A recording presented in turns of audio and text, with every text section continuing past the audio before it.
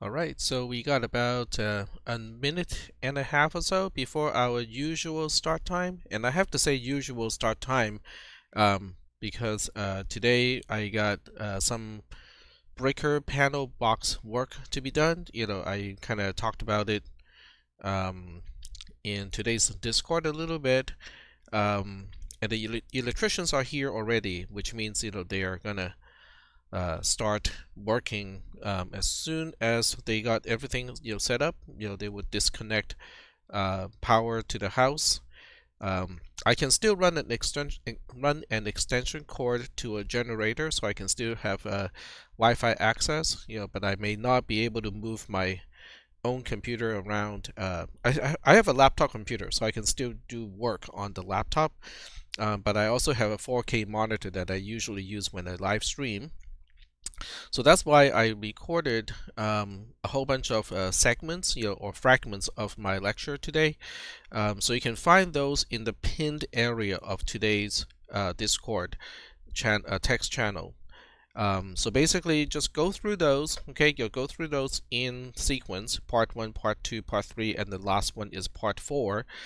And the idea is, if you have any questions about each part, any part of those, just go ahead and post your questions on Discord. And I still have access to my cell phone for sure, and I have access to my laptop computer once I run an extension cable to the Wi-Fi router. Well, the cable modem and then the Wi-Fi router, but I can get that set up. So I will still have limited access to the internet. Just may not be the perfect setup for live streaming. So do we have any questions for today? It's 9 o'clock already, but I got most of the content of the lecture actually pre-recorded already today. So there's no need for us to stay on Discord, but I do want to make sure that we got everything set up and everybody knows what is happening today and how to proceed with today's lecture. Okay, not a whole lot of questions. Okay. All right. So I do want to point out that one of you found a mistake in the modules that talk about what was it? SR latches. That's right. Okay. So I made a correction, and let me show you where the correction is, because I think it's just quicker for me to show you that than to describe it and then have you guys to find it. So you go to the D flip-flop and other basic memory devices, and it has to do with the explanation of the SR latch. So let me pull this off on its own and go to SR latch. All right, so the issue is, okay,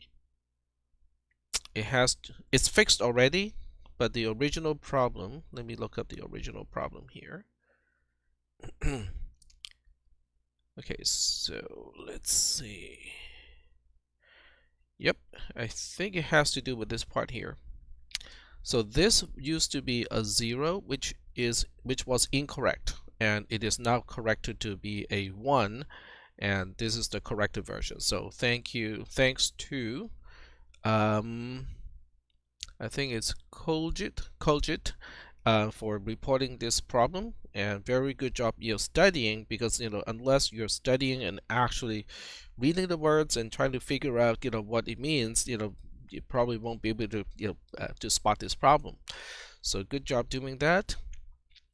And this is kind of important because this particular module is included in exam 2. So you kind of have to read through this. I know it's very tedious, okay, but the thing about this particular module is nothing is really out of what we should be able to understand. So even if we look at a diagram like this, okay, once we understand the behavior of a SR latch, and once we know what an AND gate is really doing, the behavior of this circuitry is actually analyzable, okay, based on what we already know. So that's kind of important. All right, so let me see what messages I have gotten up to this point. Nothing so far. So do not hesitate to ask questions if you have any questions right now, when I can still connect live. Anything at all? Okay. Yeah, so you can probably hear in the background, it's starting to get a little bit noisy already because, they're doing some work on the roof.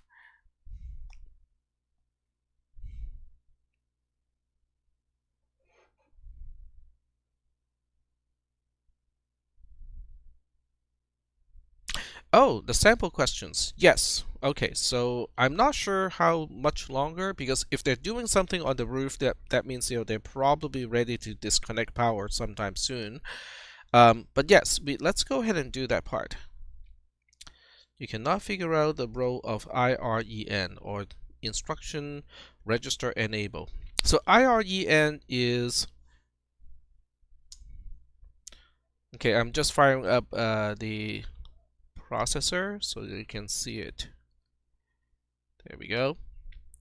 So IREN connects to instruction register, and this is IREN, which is bit 0. It doesn't really have a name in the circuitry, but this is what IREN is. So for those of you who want to know what is IREN, you might want to just kind of annotate the diagram. And I apologize for not mentioning IREN because there's no tunnel corresponding to IREN. It's instruction register enable. So let me just hook up a tunnel over here. So this way, we can connect. There we oops, REN, EN. There we go. So IREN is basically bit 0 of the output of ROM, and it is the enable wire of the instruction register. Is that okay? So that's a good question, because I did not document what is IREN, and it is nowhere to be found in the processor design.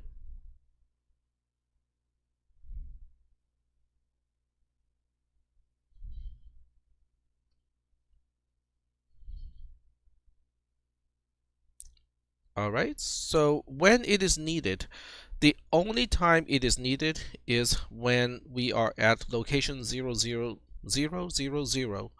of the ROM, because that is the fetch cycle. So the rising edge when microcode pointer is 000 is really the only time you need IREN to be a 1, because we are fetching an opcode from RAM into the instruction register, so that in the next cycle, in the falling edge of the next cycle, we'll be doing the decode, which basically is just copying this into the microcode pointer.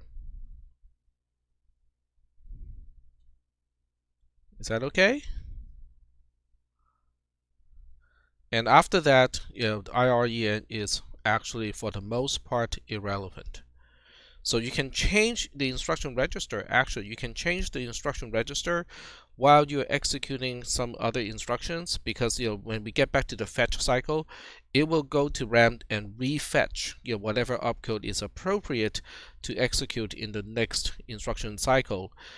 So changing the instruction register after the decode cycle is not going to interfere with what it is intended in the design, in the processor design.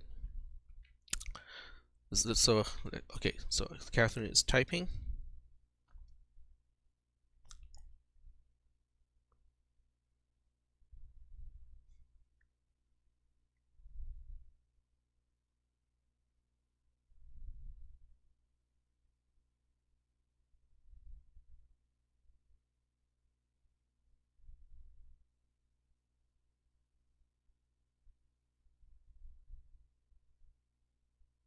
All right. And the next question is, when using register output 1, does register output 1 select enable? Well, let's take a look. So register output 1 is coming out of here. It goes to a demultiplexer, and register output 1 select is over here. So unlike register output 0, which has an enable, there's no enabling for register output 1.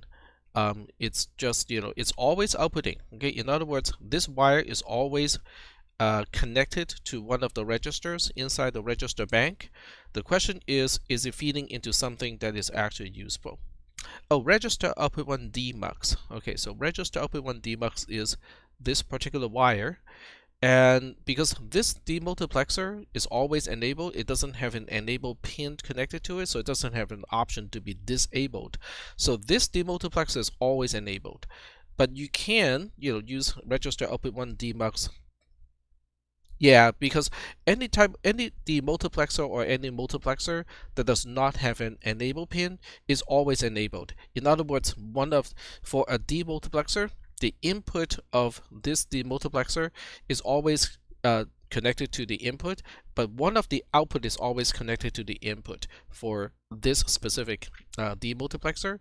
But for this demultiplexer, because it does have an enable pin, so it can be disabled so that if it is disabled, then none of the output connects to the input.